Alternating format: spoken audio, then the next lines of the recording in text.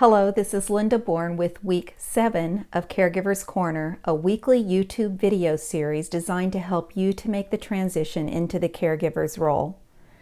This week we're going to talk a little bit more about that transition and the role reversal that's sometimes needed when you become the caregiver for someone who used to take care of you in the past.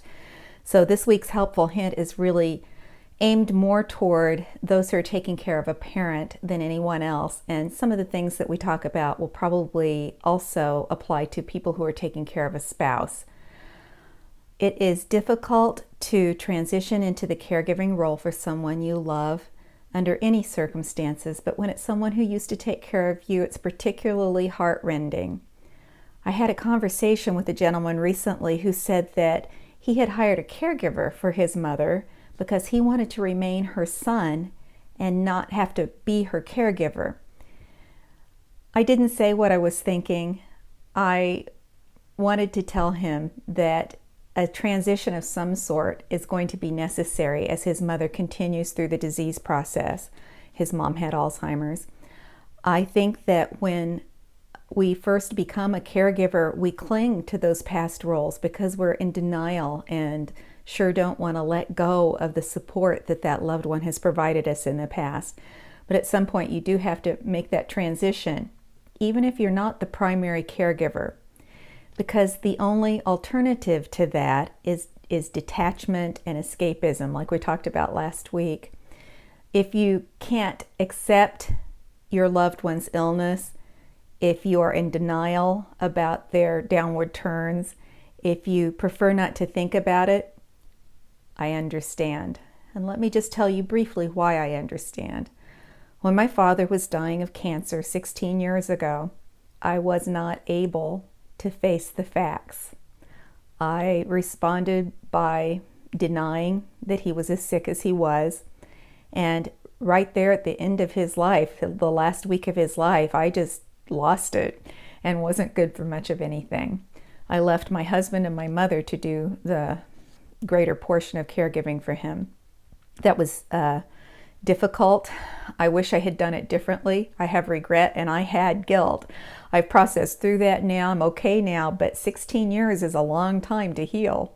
And it has taken nearly all of that time for me to process that.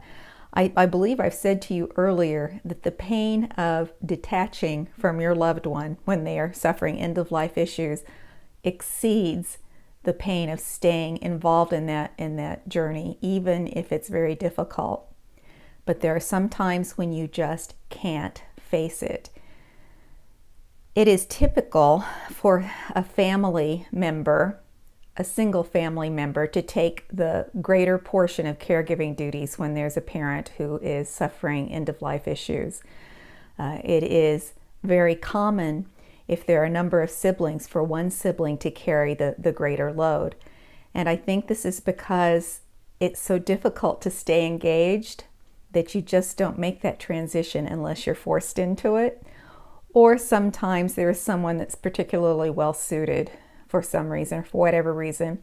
I call it the grace place. There is a dispensation, I'm convinced, of grace that comes to us in these times that falls on us as caregivers and strengthens us to walk through that very difficult journey with our loved ones. This week's message is about relating to one another as siblings, as a family, through those difficult times and accepting one another. If you are the primary caregiver, there are already issues of resentment that you're having to cope with because your loved one's no longer supporting you as he or she did in the past. When you have siblings, the tendency is to look to them to maybe fill in the gap, and they very rarely can. And so my prayer for you as that sibling who's become the primary caregiver is that you have the grace to accept them, receive what they are able to offer to you graciously, to draw your strength from the Lord, or to establish that network of support that we've talked about earlier, so that it takes pressure off your siblings. Do what you need to do to maintain those family ties, because in the end, those are the love connections that will mean so much to you throughout the rest of your life. And for your loved one's sake, a parent wants her children or his children to get along and to do well together. For your own sake and the blessing that your siblings will be to you in the future, try to do this. I know it's difficult. During this phase of my life, during the time of my mother's illness, I have inhabited that grace place, and I have been the strong one. And for all the difficulties that have come with that, it's a much sweeter place to be than what I went through with my dad. And so that's the helpful hint this week. If you are the primary caregiver for a family member and you aren't getting much support from other family members, I pray for you the ability to inhabit that grace place and be gracious to them, accepting of them, forgiving toward them. I pray for you that your family ties will remain intact, because that's the most important thing. I also would speak, though, to those people who aren't able to stay as engaged as they wish they could. Be easier on yourself, forgive yourself, and then find a way to offer support that you are able to do. Lots of times it's money. Lots of times you can come up with creative solutions to provide the primary caregiver respite. And so those things are viable solutions as well. If you could hire a respite caregiver once a week to come in and give your sibling who's carrying the heavier part of the load a day away, that's a wonderful gift.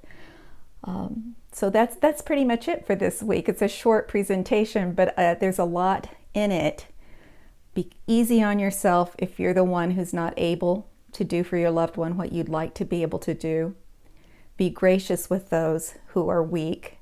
There's a couple of Bible verses about that I can't bring to mind right now. Perhaps I'll put them in the final screen. Until next week, take care.